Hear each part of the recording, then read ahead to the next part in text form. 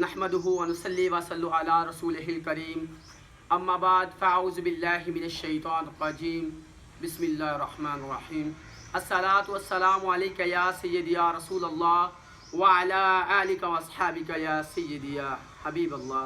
बिस्मिल्लाहिर रहमानिर रहीम। अल्लाह के नाम से शुरू जो नहायत ही रहम करम वाला है।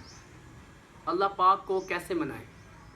जब इंसान कोई ख़ता कर बैठता है, जब कोई गुनाह कर बैठता है, चाहे वो माल के हवाले से, चाहे अहवाल के हवाले से, किसी भी हवाले से, वो फिर पछताता है कि मैंने गुनाह कर लिया, और उस गुनाह की वजह से जो परेशानियां लाहक होती हैं, जब परेशानियां लाहक हो जाती हैं तो वो परेशान हो जाता है, वो गमज़दा हो जाता है, वो सोचता है मैं क्या करूं।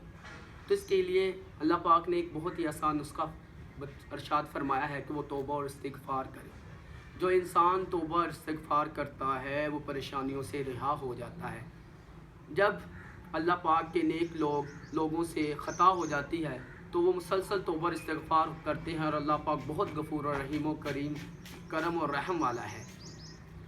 एक दफ़ा हज़रत मूसा अलैहिस्सलाम ने अल्लाह पाक से सवाल किया, ऐ अल्लाह तो किस तरह राज़ी होगा?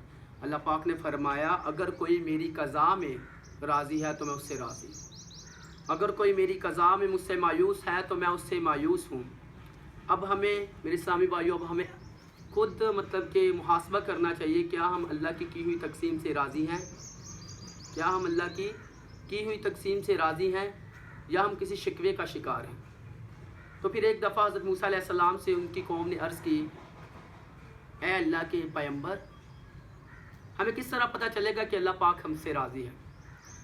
तो हज़रत मूसा अलैहिस्सलाम ने फरमाया, मैं जब कोहे तूर पहाड़ में जाऊंगा तो अल्लाह पाक से पूछूंगा।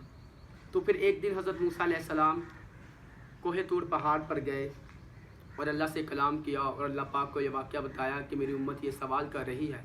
तो अल्लाह पाक ने फरमाया कि अपनी उम्मत को बता दो, उन्हें बताओ कि वो अपने अंदर झांकें, अपने दिल में देखें।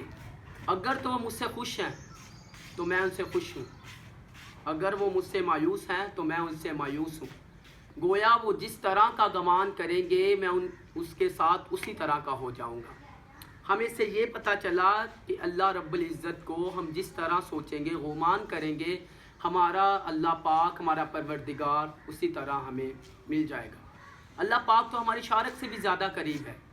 हमें चाहिए कि अल्लाह पाक से दुआ करे, अल्लाह पाक से मांगे, और हमें नमाज़ पढ़ते रहना चाहिए। सल्लु अलल हबीब सल्लल्लाहु तआला अला मुहम्मद। बेशक नमाज जन्नत की कुंजी है, बेशक नमाज जन्नत की कुंजी है। ना ढूंढ